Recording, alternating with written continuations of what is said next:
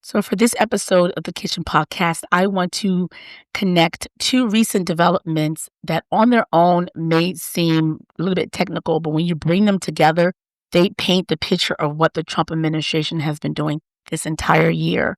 The first one is an update from Judge Jim Boasberg regarding the Alien Enemies Act case, where the Trump administration sent 237 men to a torture prison called CICOT in El Salvador for 100 days before swapping them for prisoners in Venezuela. And the second one is related to Judge Brian Murphy in Massachusetts regarding the third-party deportation, where the Trump administration was deporting people to countries not of their origin for whatever reason. Now, those two cases then combined with two other cases, one before Judge Paula Zinas in Maryland and another one before Judge Stephanie Gallagher, also in Maryland, it paint the picture that it was never really about immigration. This whole thing was a ruse about rapidly removing people who have active asylum cases or have pending bases for being in the United States legally and removing them and doing so in a way that way they can avoid Congress when they process and they can avoid the Constitution. They can violate the Constitution, which is a due process clause, and they want to do it really, really rapidly. So first, the Jim Boasberg's update.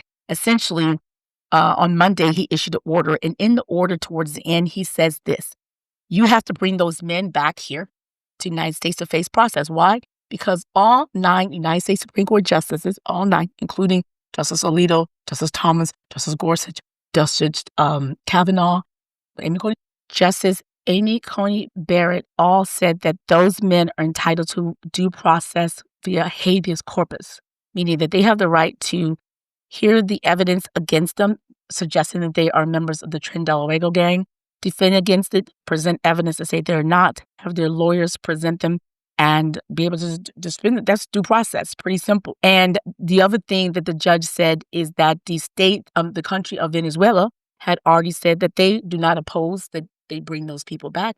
And then finally, the other thing the judge said in that order is that we know, despite the fact that the Trump administration had been saying that this had to do with diplomacy, that wasn't necessarily the case. And it was really just a straight contract matter. And so what's the deal? What's your plan for bringing them back? The Judge Boasberg said he's willing to have them have the hearing over there because that Judge Murphy had similarly allowed the Trump administration to have hearings for the people that they try to deport to South Sudan and Djibouti.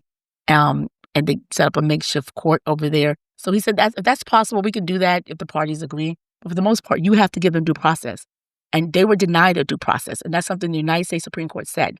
So we know that from my previous reporting that those men were part of a gang. And we know from the reporting from 60 Minutes the other day that the expert that the 60 Minutes shared that was hidden from us said that the Venezuelan gangs, unlike El Salvadoran gangs, do not use tattoos, insignia, tattooed body parts to indicate that you're a member of the gang. So to the extent that was the basis for them rounding up all these young people, says it was not that. It was just a Gestapo sort of roundup sort of situation. Never really was about that. Now, the second case regarding Judge Murphy, the third-party deportations case, under U.S. international law, you can only deport people to a country that's safe. Now, here's the Trump administration had negotiated deals with countries like South Sudan, which is having its own war, Libya, which is war-torn as well, countries that have known human rights abuses like El Salvador, Honduras, other places that they had selected to be the countries that they were going to send people to. So that's a problem. And then another thing, too, is in order to get the United States to get these people, they were using our tax dollars. Now, that's a problem because what they essentially were doing was going around this United States with this UN law that says that you do not send people to countries that you know they're going to be persecuted. And United States, I guess Stephen Miller, whoever it was, the Project 2025 people, knew they were limited because the United States is a signatory to this thing called the UN Convention Against Torture and Refoulement. And you can't send people off to a country where they're going to be tortured. However, by negotiating with these third parties, countries, they can have them do it for them. And essentially it's outsourcing, which is not good. Now, that's critical because Congress did not authorize our money to be used to outsource torture or outsource refoulement, outsource going around and circumventing the international laws. Congress did not fund it. Where's this money coming from? They send people with no notice. no lawyer, no chance to object. They essentially made up the process without Congress. And Judge Murphy made it clear that it had nothing to do with diplomacy, that this was just like outsourcing the refoulement, which is bad. Now, the diplomacy argument failed. Now, this is where it's kind of like interesting. Across multiple jurisdictions in front of multiple judges, Judge Murphy, Judge Boasberg, Judge Sinus, Judge Gallagher, when each judge asked the Trump administration, when they were busted, because again, human beings with family members, wives, children, lawyers, who were like, where the hell? They were sued. And each time when it was determined that the person that they sent off was not supposed to be, because they sent off Kilmar Garcia despite the fact he had a 2019 order saying he shouldn't be sent to El Salvador. There was another young man who was part of a 2019 class action suit that said anyone who came to the United States from Venezuela as an unaccompanied minor has an asylum claim, should not be sent out of the country, deported. They deported him as well. That's the Stephanie Gallagher case. And we know they deported these third-party folks to other countries. And in each case, when the Trump administration asked questions about it, they would use a diplomacy. They would say, "Oh, we can't because it's privilege, it's diplomatic things, and it's we can't do that." But we do know, at least in the case of Ghana officials said, United States government told us the people they sent us, we need to send them back to their country. Even though Ghana is a signatory to the UN Conventions Against Torture, the no refoulement. El Salvador is a signatory to UN Convention Against Torture, meaning no refoulement, and that's important. So Ghana was sending people, 2 men who had persecuted, went to the United States, had culpable claim for asylum relief under our laws. Say don't send him to Togo. They sent those people to Ghana, and Ghana agreed to send them to Togo, in violation of Ghana's agreement with the UN. And then they sent 2 other men to Nigeria who, in the United States, they had asylum claims. They went to the United States claiming asylum since they were from Nigeria. And there was a woman, a countryman from Sierra Leone. When Ghana got a hold of her, they dragged her out of the room and they sent her to Sierra Leone. So essentially outsourcing something that they shouldn't be doing. But what we learned, and here's the thing, is cross-referencing. For some reason, the Trump administration, I don't know why they didn't think they were going to do this, but all the judges across not just these 4 judges with this cases regarding deportations, they talk to one another. They take what's called judicial notice of hearings and judicial notice of proceedings, and they see a pattern going on here when they're saying you're essentially lying about the diplomacy. There is no diplomacy. It turns out that we learned from these cases that, and also a lot of the countries gave up the United States, or told them who to take, and any given moment, the United States had the ability to take anybody who their lawyers or whatever, some other case to bring them back. They could bring them back. It was a lie. So they've been lying. So that's why a lot of these judges, all 4 of them, I don't know, 3 of them anyway, had teed up criminal contempt, or at least contempt proceedings against the Trump administration for lying under oath. When they asked for an update, the updates are like basically BS. And essentially, it's the pattern is starting to be clear that we've seen it all year. They take an old law, they invent a new process, like the whole third-party deportation is a brand new process. That's what the plaintiffs were arguing in the Brian Murphy case, but the third-party case in front of Judge Brian Murphy. They act first, they harm people, and then they dare the courts to like do something about them. So then you have people, and it's not just the deportation, but the grants. They don't follow the process for revoking grants. They just revoke grants. And then they revoke grants based on non-tangential. They took away New York City grants for anti-terrorism to redo their subway system because New York City is a sanctuary state. They try to take away grants from colleges and universities because they didn't do a good enough job, according to the rules, by the way, to defend the Jewish students. And there's a whole process. They try to take away clean energy grant because of cultural basis. And there's a whole process you're supposed to do to get it. And they didn't follow none of the process. So essentially, and then they're taking grants that are already allocated from Congress. So again, they're trying to go around Congress. They're trying to deny process, all in order to violate the Constitution, the 4th Amendment and 5th and 14th Amendment due process clauses. So they want to violate due process and taking all these things, punishing these folks, making people lose their jobs because the probationary people lose their jobs. And it's all because they just want to be lawless at this point. So why does this all matter? This all matters because it shows that Project 2025 never cared about enforcing law. It was about just removing people from the administration wanted, regardless of the status, regardless of quotas, regardless of legal protections. And so what we're seeing now on December 2025 is the courts are finally forcing the administration to confront the record they created themselves. They built this record from January to December. The courts are seeing on the record that this is a pattern. And I have video before or after this related to Brett Kavanaugh, justices, that they are now starting to backtrack and not support the Trump administration. And people are saying, oh, they're doing that because, I don't know, I don't want to get into what people are saying they're doing that for reason, even though I've always shared, if you follow me, JJ Legal, I'm on the dockets. One of the things I share here is that the courts are always giving them procedural wins. The Supreme Court's always give procedural wins, pausing, but not necessarily saying substance. And I always said from the beginning, when it comes up on substance, the laws do not support the Trump administration, so the Supreme Court's going to start ruling against the Trump administration starting around now. And it's so interesting. I predicted that a long time ago, and that's what's going on, because they're bound by the law, and they've actually ruled against Donald Trump substantively in the case, in the habeas corpus alien enemies case, regarding the outstanding invoices owed under the USAID, which they tried to dismantle at the beginning of the administration. So they have actually ruled against, decided not to take up recently the appeal, the request for a stay regarding immigration judges. They blocked the Trump administration from deploying troops in Chicago earlier in January when Donald Trump asked to not be punished and to intervene in New York. The Supreme Court says no. When Donald Trump asked the Supreme Court to save TikTok, they said no. So they've actually gone against TikTok, actually gone against Donald Trump numerous times, but people just don't notice it, and they just see the impact of the procedural losses, which are horrible.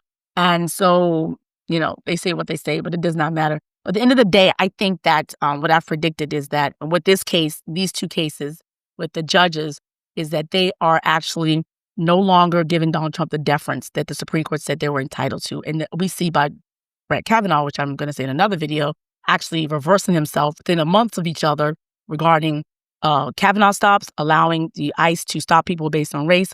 We see him reverse himself. We see them slowly. We see judges getting more braver because they were brave at first.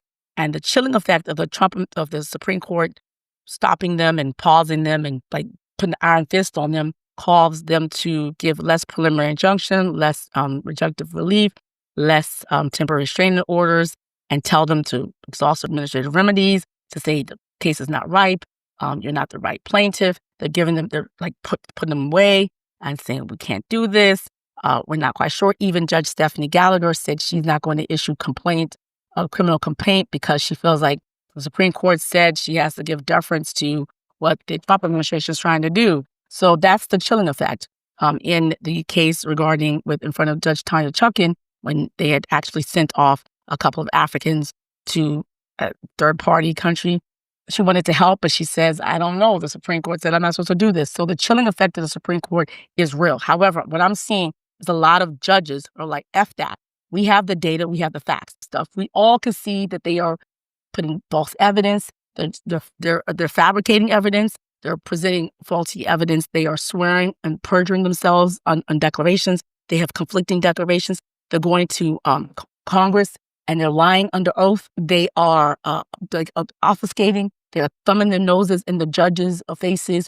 They're not following orders. The other parties having to come to force them to do the orders. They are just doing a lot of different things. They're not presenting facts. They're not presenting law. And it's a mess. Everyone can see it's a mess. The Supreme Court, if you can't see it, you're blind. You all see it. So the Supreme Court sees it. Everyone sees it. So to the extent you're telling us we're going to give, we're not deferring them. You go ahead and rule. So I'm feeling what I'm seeing the courts do. And the judges are saying, no, we're going to rule. We're going to force your hand. We're going to actually, I've seen a lot of this too. We're going to put the holdings from the Supreme Courts in our cases. So we're like, you said this. And so we're going to put this in the holding. So what we see, and we're going to cite you. And if you want to overrule it, go ahead and do it. It's on you. And so it's like a challenge. I think the district court judges are challenging the Supreme Court. They're just holding it. They're holding the line.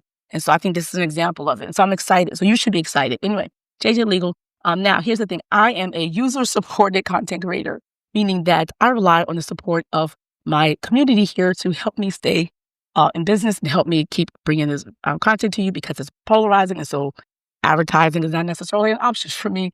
Brands don't necessarily be associated with. So if you're looking for ways to support me, you can head down to the pinned comment. And if you're watching this on YouTube, and support me that way, or you can go to jjlegal.com where you can buy me a cup of coffee, or you can get my merch. My No Human is Illegal sweatshirt is one of my best sellers. I have my Each One Teach One. I have templates, legal templates, you want legal templates, a case tracker, I also have, you can join my membership communities where I answer Q&A questions starting today. I'm going to start them today. And you get, if you're a member and you're watching on Substack, you get the comments. And after the lives go live, I leave them and archive them for members only. So if you miss it, the live and you're a member, you get to see the replay. So membership has benefits. And I also give you free case trackers as a bonus for being a member, for supporting me and my work here. And you also actually, there's freebie if you want to be a member of my newsletter, because we don't know what's going on with these platforms. Because again, my content is such, it's polarizing, and at any given moment, some people can report me, knock on wood, and I can be gone. So I would like to be able to communicate with you. So in exchange for your email, I'm offering you a Trump survival kit. It includes Know Your Rights cards, about 14 of them. Know Your Rights at the border. Know Your Rights when you're protesting. Know Your Rights as related to your social media. Know Your Rights if you want to get in on a class action suit. So over 14 Know Your Rights cards for you lawfully, or you see someone being brutalized. You can read out these scripts while you record it. Even you might help someone escape injury, hurt, possibly death, or being detained unlawfully, or you're just memorializing it for the record for the Nuremberg-like trials, for the civil rights cases, for the criminal referrals later on, for the oversight and the independent investigations that's coming. They are coming. You can also get the case tracker, so you can get access to where you can access the dockets, get the executive orders, get copies of the executive orders. And so you can be a docket queen like me, or actual cases, so you can pull them and read them yourself. Yeah, easy peasy. All of that for free in exchange for email. I think that's a great deal. So JJ Legal, each one, teach one. Share this video so more people know, so I can keep doing this for you. Surprisingly, this is not necessarily a lucrative market, not yet. It's not like I'm not making a lot of money from this. And so, but I'm here for you all the time. You see my content. I'm constantly producing content. And people tell me that my content helps them, gives them insight that they don't get from other places. They say it gives them a sense of calm. It makes them optimistic. It makes them feel better about the future, better about what's going on, better about our chances. And so, and grounded for that, I'm so grateful and appreciative. So I would love, love, love, love, love you can support me to stay here and keep doing this for you and not have to go back and go get a 9 to 5. So you can support me any way you can, and share this video for other people so they know that we are winning and we got the H1 teacher line. And if you watch this YouTube, I'm going to put a playlist here for you to watch.